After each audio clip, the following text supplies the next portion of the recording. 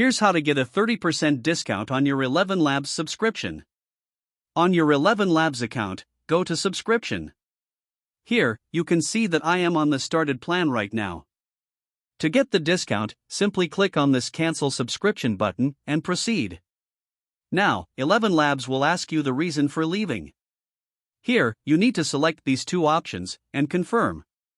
And as you can see, Elevenlabs has just gave me an offer, which says that I will get a 30% discount on my next month's plan. To claim the discount, click on this Accept Offer button, and then discount will be applied on your account.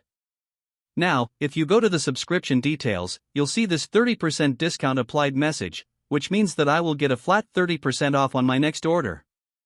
My plan will cancel in 3 days, and then I will be able to claim this discount. Let me know if this was helpful. And if you haven't signed up for Elevenlabs yet, then make sure to use the first link given in the video description. That is an affiliate link, which will provide you the latest Elevenlabs offer. Once again, thanks for watching this video.